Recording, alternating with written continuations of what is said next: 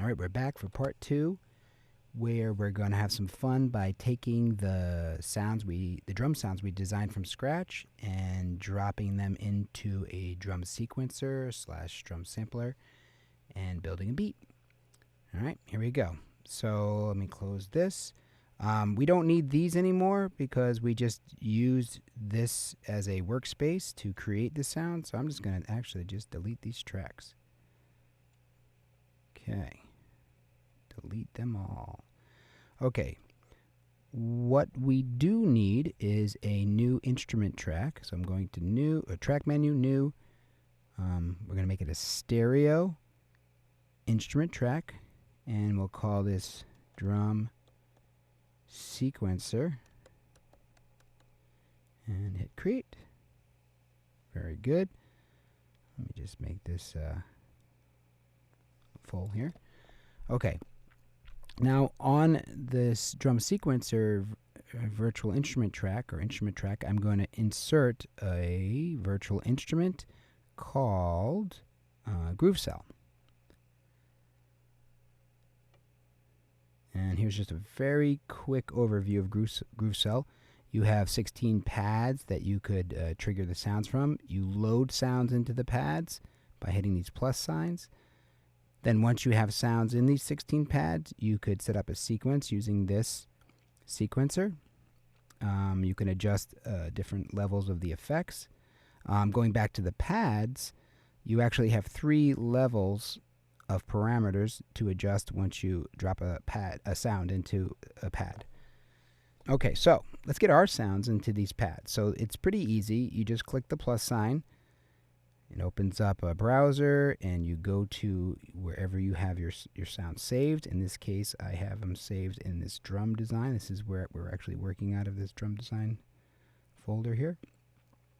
So I'm going to put the kick on that first pad, pad number 1.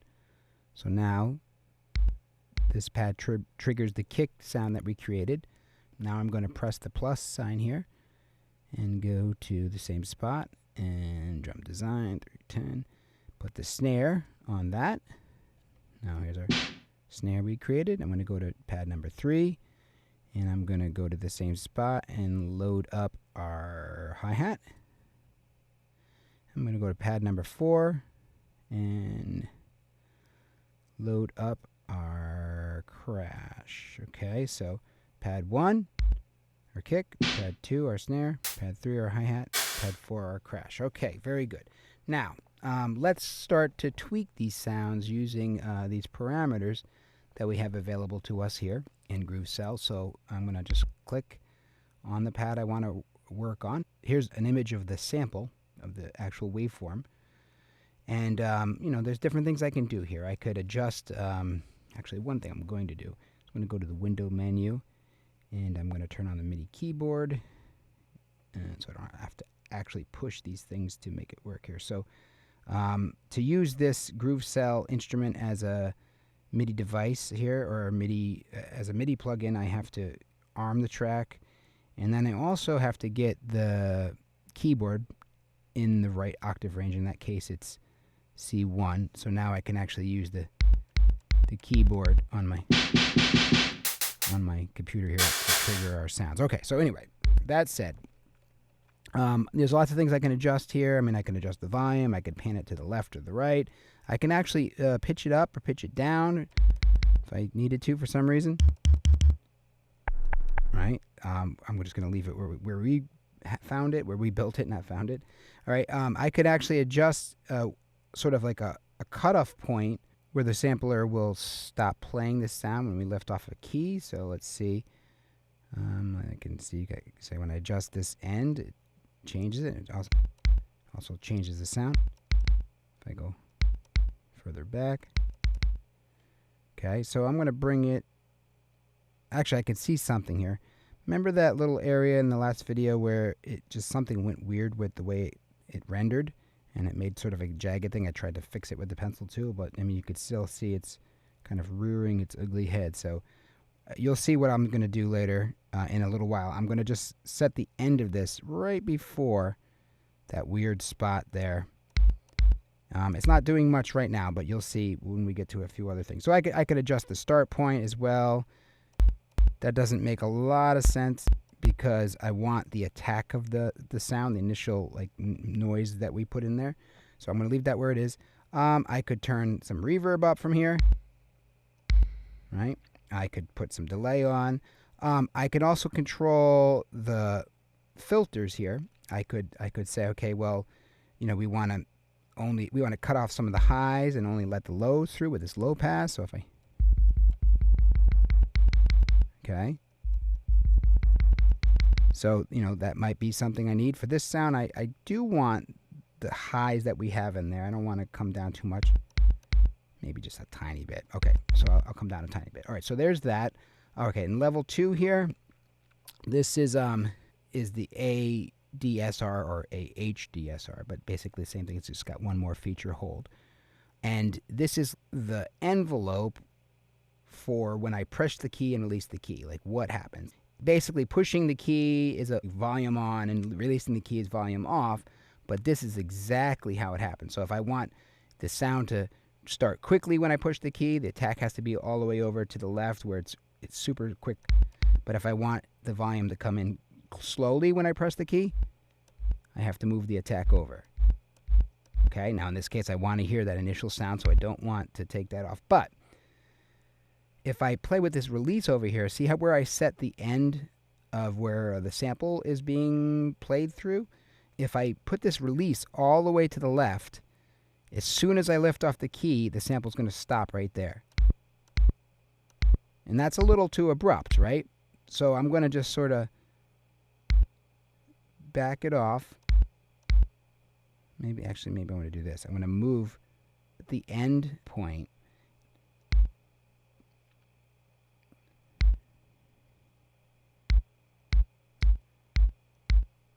Okay. Yeah, there we go. Move this over a little bit. It's a little abrupt, but now it's stopping before that weird point. It's abrupt, but there's more we're going to do to it, and we're going to add some reverb, and it will be pretty good. All right? So it's actually, the release is set just so it's stopping right before that weird jagged spot. Okay, moving on to the third layer here. The third level is something that's very important. It's got compression and drive. So we're going to focus on the drive here. So drive, as you've seen a little bit in the last video, just can add some extra sonic content to a sound. We did it before, but we're going to do it again here at this stage, and it's going to add even more character to the sound. So I'm going to go to saturation for this, and I'm going to play the kick, just add in some saturation, give it a little body. All right, very good. I'm going to leave that there for now. Okay, so now let's work on our snare. So I got to click on this pad. There's the snare sample. Again, I could play with the end. The end. If it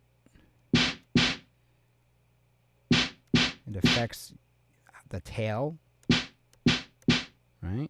If I turn it over, it goes all the way to the end of the sample. If I put it all the way to the right. Okay, so I might just play with that a little bit. Maybe put it here. Kind of controls the sound a little bit. I also, again, can control the frequencies with the filters here. I can cut off some of the shrill of it if I wanted. Maybe a tiny bit. Okay, I could put some reverb on. Right? Cool. I'll leave that on for the time being. Actually, I'll even go. I'll even try a little on the kick. Just see. Okay, it's got a kind of a funky sound, but that's okay. We're going to change that in a little while anyway. All right. So snare. Oops. Click on the snare. That's good. Okay, level 2 here. Attack. Now, notice. Oh, it doesn't really matter which one we're on. Notice here's where I set the endpoint, and that's going to really be basically when I lift off the key. This release knob is going to affect how quickly the sound stops after this point. So if the release is all the way to the left, it just immediately stops at that point I set. If I bring the release up a little bit, it trails off a little bit longer. If I bring the release all the way over, it almost doesn't really matter what the deal is here because it just goes to the end of the sample. Okay, so, you know, it really lets you control that ending part of the snare. You can make a gated snare sound by messing with both the end point and the release knob.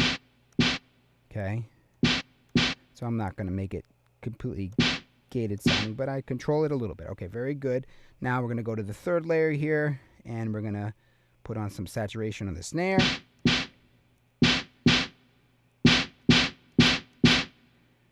I'm going to try, no, too much. I'll try analog warmth.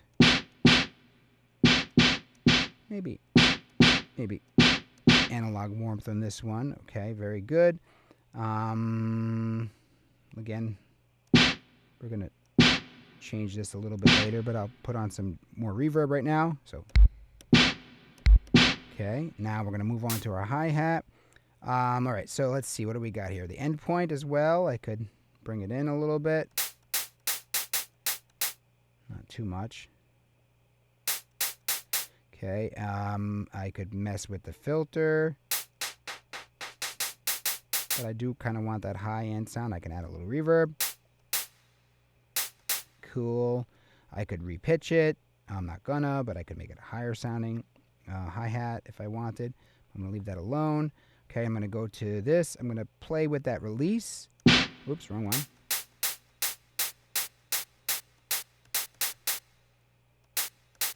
There's it stopping right at the end of that line, but I do want it to release a little natural. All right, that's fine for right now. I could really play with that if I wanted. Okay, also add a little saturation to this too. It just brings out some body. I'm watching the master levels here. You know, nothing's clipping on the plugin itself. The kick doesn't clip, the snare doesn't clip, the hi-hat's not clipping. Okay, let's go to this crash. All right, let's see. Let's listen to that.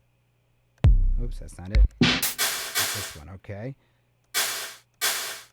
All right, well, you know, there's, maybe I just, this one.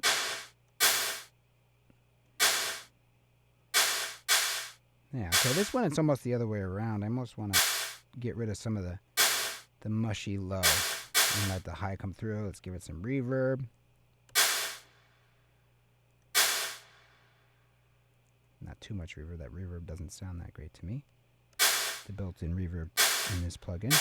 All right, there we go. Maybe some saturation or something. Let's try analog warmth on this as well. There we go. All right, is that... Oh, so now I think, you know, if we put this together in a sequence, we might experience some clipping. So let's find out. All right, so here we are on the sequencer screen, and you could see that there's a bunch of squares. Each row is one of the pads, and we put sounds on pad 1, 2, 3, and 4. And there's, in each row, there's 32 steps where you could click and trigger the sounds that's on the pad. So you will just build a beat here. So actually, basically, this is like beat 1, beat 2, beat 3, beat 4 of a measure, and then we got another measure, beat 1, beat 2, beat 3, beat 4, with 4 chances to make sound within each beat. So that makes 32 steps here. So we're going to have our kick go here on beat 1, and then let's see, on beat 2, we're going to put it on this in between, on the end. And then we're going to go to, we're going to add the snare there. So we're going to put the snare on beat 2 of this measure, and then we're going to put the snare on beat 4. Okay, so that takes care of that. Let's hit play and see what we got. Okay, cool. Now we can actually just build this as it's going. So I know I want here, and I want and. Okay, now we're going to put snare here, snare there.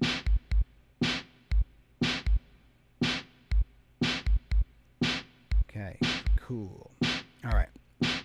Now,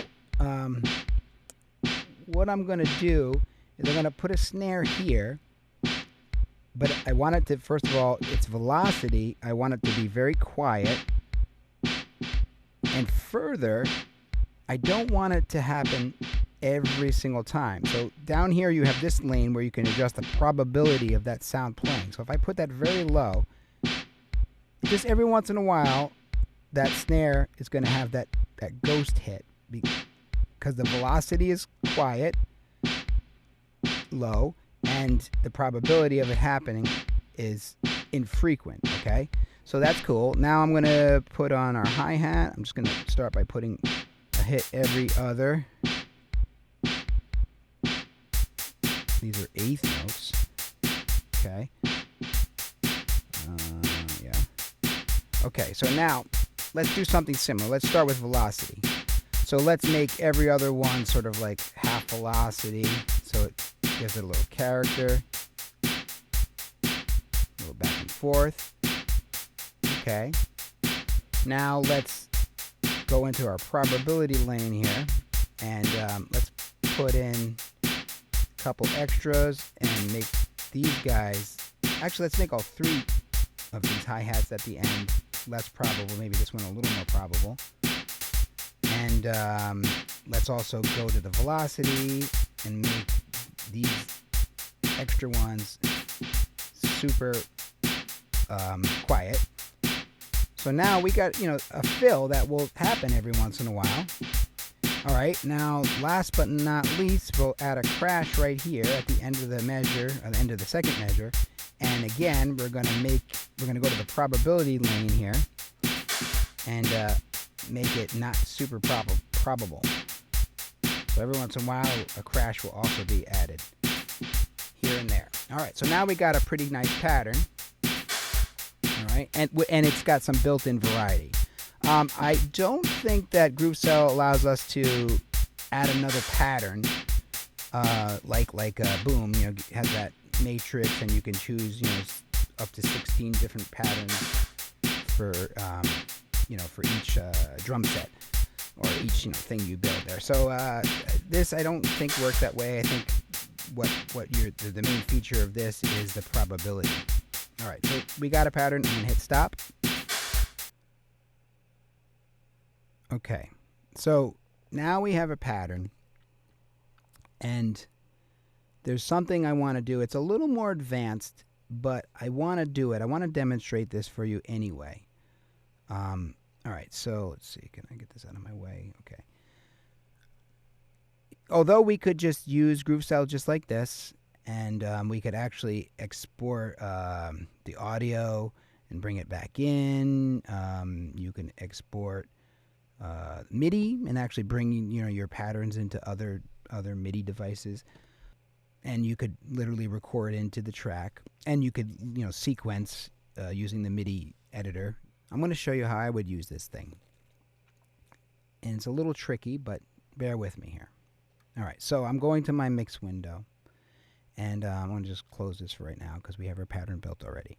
Now, what I want to do, I mean, again, I could use GrooveCell just as it is, but what I want to do is I actually want to send the output of GrooveCell into individual tracks, and this is so I could actually mix them differently, EQ them, maybe compress the different drums differently, and also because I want to send the sound of those drums to a different reverb than the built-in reverb in the actual drum sequencer. So this is how you do it. So right now, GrooveCell is producing a sound that's going into this track, and the output of this GrooveCell track is going to my speakers. But what I want to do is something a little different than that. Basically, I'm going to create 4 audio tracks for the drums that we built here, and I'm going to route the output of GrooveCell into these 4 audio tracks. So this is still going to run GrooveCell, but the output of GrooveCell is going to actually go into some audio tracks. So let me just show you how to do that, okay? So I'm going to go here, to the track menu. I'm going to go new, and then I'm going to hit the plus sign, and then I'm going to do one mono track, audio track. This one is going to be kick. This one is going to be snare. Oops. Okay, I'm going to hit the plus sign. I get another one. This one's going to be hi-hat. Plus sign. This one's going to be crash. I don't have to do it like this. I could just do each track individually and then go back to the track menu and say a new track and do it 4 times. But you'll see in a second I can create 4 tracks, even name them in one dialog box, and they'll all be there. I'm going to hit create. Watch what will happen. Boom. So there's kick, snare, hi-hat, crash. So there's nothing recorded into these audio tracks. There's no plugins on them. But watch what I'm going to do. Instead of making, I'm going to make the input of this track kick, instead of making it, an input coming in from my audio interface, instead of that, I'm going to make it an output of GrooveCell. So I'm going to make it output 2. Oh yeah, there's a button over here to trigger multi-out versus, not multi-out, and that's going to be important in a second. And then the input of this one is going to be the plugin GrooveCell output 3. Okay, and this one is going to be, this input is going to be the plugin GrooveCell output 4, and this input is going to be GrooveCell output 5. So now, if this works right, and actually this doesn't need to be armed anymore, the sound will be being produced by GrooveCell, still playing in this one, but also GrooveCell is going to be sending its outputs to these 4 things. Okay, so now that that's all set up, now I have to go into GrooveCell and make sure that GrooveCell is sending the sounds on the pads out on these different outputs that I selected here for that. So, okay, so I go to my kick. Where are we sending the sound? Are we sending the sound to the main output, which is going to the speakers? So instead of the main output, I want to send it to individual output 2. Okay, and then I'm going to go to my snare, and instead of the main output, I'm going to send it to individual output 3. And I'm going to go to, I'm going to go to the hi-hat and go to layer 1 here, send it to the individual output 4. And I'm going to go to the crash and go to level 1 and go to individual output 5. So now the output of GrooveCell is getting routed over to these 4 channels because these 4 tracks, are waiting to receive 2, 3, 4, and 5. And that's what I set. This is 2, this is 3, this is 4, and this is 5. Now, if I were to play the sequence again, at the moment, all I hear actually is the reverb, because the reverb is the only thing coming out of the GrooveCell going down through the rest of this track. If I click that off, now nothing is coming out of it. If I shut off multi-out, now we're hearing GrooveCell again, okay? Because this is disabling being able to route the sounds out of GrooveCell individually. In this case, I want multi-out on, and I don't want the effects to come into this channel. So this is exactly what I want. Now, how do I hear these sounds? Well, I have to monitor these tracks, these audio tracks that have the sound routed to them. So now I'll hear the kick, now I'll hear the snare, now I'll hear the hi-hat, now I'll hear the crash whenever it gets randomly triggered there. So, okay, there it is. Now let me hit stop here. All right, now notice all that reverb that was in GrooveCell itself is not being sent to these individual outputs. And actually, hold on a second. Let me hit play. Maybe if I... Yeah, so I mean, if for some reason you wanted to do it this way, you could have this is the direct audio of those individual pads, and this is just the reverb on this track. But part of the reason why I want to do this is because I don't actually want that reverb. I don't really like it that much. So I'm going to disable that, and I got these dry tracks. Okay, so we're there. I mean, we're getting close here. The nice thing about this is I could also now sort of pan these, and I could put EQs, and I can balance them differently and do all kinds of things. I mean, which I guess in a way I could have balanced and panned within GrooveCell, but I can do it within Pro Tools here. So actually, if I hit play, you hear the hi-hat a little bit to the left, the crash a little bit to the right. Okay, not bad. But this is what I really want to do here. I want the ability to, sort of put compression and EQ individually on these things, but further, I want to be able to route these guys to a reverb I really like. So I'm going to go to the track menu, and I'm going to say new. Okay, I'm going to, that's fine, that can stay there. And I'm going to go to stereo, something new we haven't done, aux input. Okay, and this I'm just going to call reverb. Okay, and I'm going to create an aux track. There's nothing on it right now. If I hit play, if I hit play on Pro Tools, nothing happens. But even if I hit play in GrooveCell, nothing's happening here, right? These guys are still playing.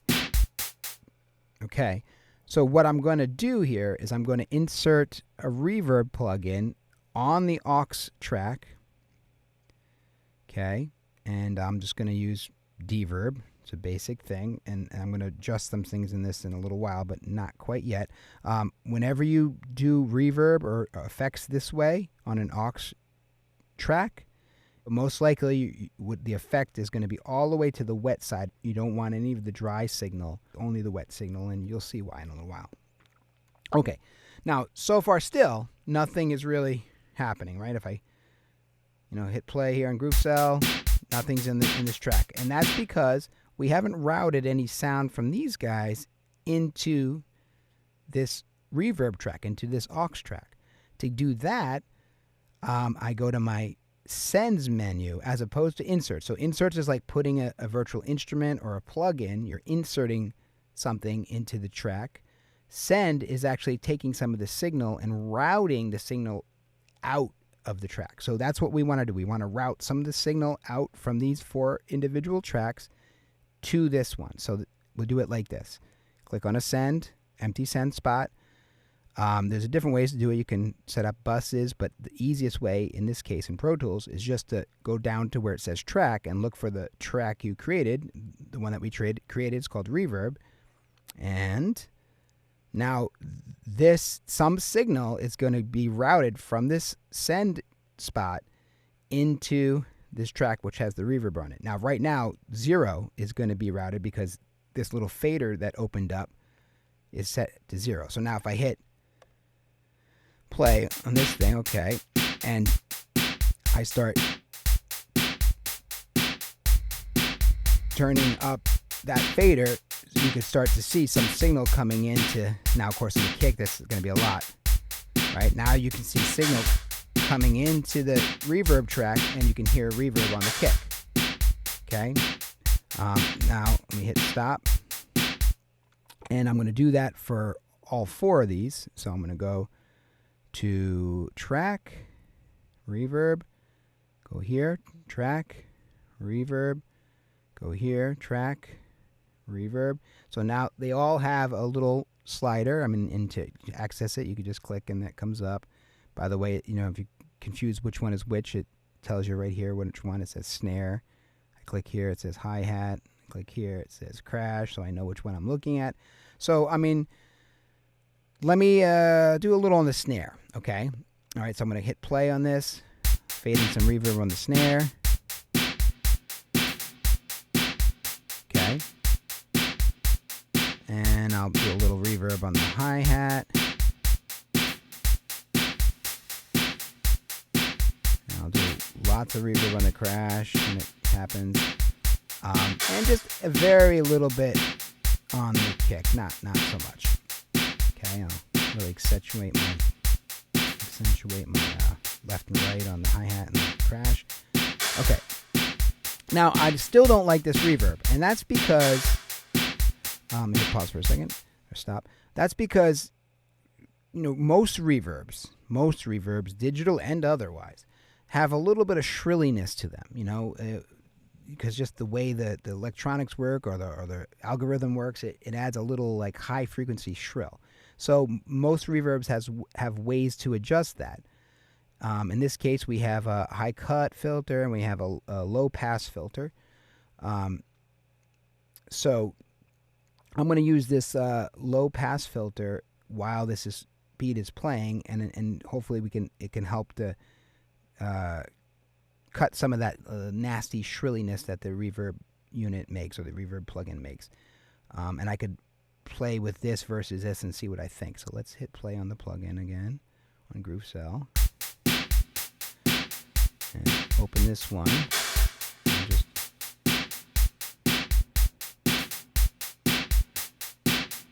that sounds better to me already. Keep it kind of low. See what's this sound like. Okay, and then this will be like sort of the volume of all the reverb. Right? So I could just play with where that's sitting. Okay, good. I like that better. And actually, that's even, I would go so far as then after the reverb and after using the filters that are built into it, then also going in and adding an EQ, you know, right here in an empty insert slot, adding an EQ. This one, 7-band I like, and grabbing a low pass filter, turning it on, and just even cutting some of the shrill away even more. You know, and then I might even want to turn it up a little. And that sounds a lot better. Now I can balance this out a little bit. All right, that's good. So last but not least, I'm going to just sort of mess a little bit with the kick in its own channel, and maybe the snare, maybe the hi-hat. I'm going to just play with some EQ and things, like on the individual tracks. All right, so let me play this again. I'll start with the kick. All right, maybe hit solo here. There's not a lot of reverb going from that. Very, very, very little. I'm going to put a little EQ plugin on this. And let's see, what do I want to do? I'm going to put on both the high pass filter and the low pass filter, and I'm just going to maybe take out a little of the very, very lows, take out a bit of the highs, so it kind of takes a little bit of that unnatural sound away. All right, and I might then, let's see, find a frequency I want to boost ever so slightly. So let's see, this frequency, maybe around 100. And now that I got that, I might then go into its reverb and turn it up a little bit. That gives it a lot more natural sound, as if it's in a room. There we go. Now it's really starting to sound a little bit more like a real kick. You know, even though it was produced initially just totally electronically from, you know, noise and sine waves. All right, now let's add the snare. Let's get an EQ plugin on that. All right, so here I like to start with cutting, and I'm gonna turn both of these guys on. I'm gonna get some of the lows out of the, so the snare doesn't interfere with the kick at all. And I don't know if there's any on the low pass filter. I don't think I have to cut the highs away in that respect here. Well, maybe, let me just see. Yeah, not really. All right, but I'm gonna go to, let's see, get a little snappiness. Either a little snappiness or like a little like real brightness. Like the sizzle of like the snare wires, you know. Yeah, okay, that's cool. It's got a good amount of reverb. I'll accentuate fluctuate it a little bit. By the way, you could also pan, you know, the reverb itself, but I'm not going to do that. All right, that's great. I might then, perhaps I'll put a little compression. So I'm going to go to dynamic. I'm going to go to the kick drum and insert, and then go to dynamics and add a little compressor limiter. Okay, I want to fairly, not super fast attack, because I don't really want to get rid of that transient, but like good. Maybe that's a little more gain reduction than I want.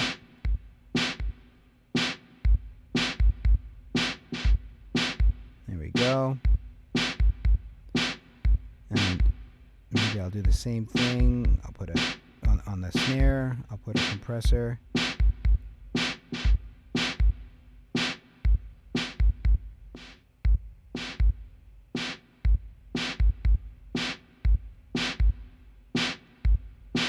Turn the ratio down. I don't want it to be too much for this. 2:1.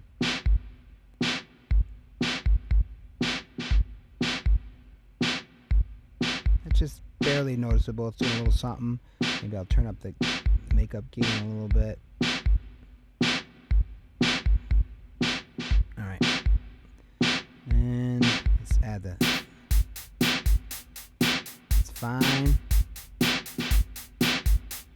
Reverb, and then I haven't heard the crash. Oh, I gotta turn on the crash to hear it. Just make sure that one sounds alright. Maybe I'm gonna put a little sizzle on that with some EQ. Yeah, it's not my favorite sounding crash that I ever built. Alright, so I'm gonna just add some sizzle to that, some brightness. Come on, crash, crash, crash.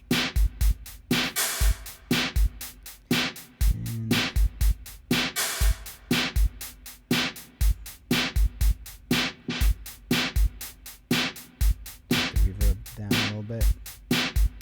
Okay, I'm going to unsolo all these things so we can hear them. All right, well, there we go. So that, you know, so basically GrooveCell is where we sequenced this drum part, and we use some sort of randomization, or like this probability, to kind of get some variety. We also didn't have everything be the exact same velocity. We played with velocity some to create some life in a sequence. These are important things in electronic music. And then we just used the features that this sequencer had available to us when it comes to routing the signal out of it. So, I mean, we could have just used it all in one track. Would have worked, and then we would have had to use the built-in reverb and the built-in filters and everything, which we did use the built-in filters, but we ended up not using the built-in reverb because we were able to route the signal to 4 individual audio tracks and then put our own stuff on them, which I think is really a good way to go. So we went from just sine waves and noise, and we created some drum sounds.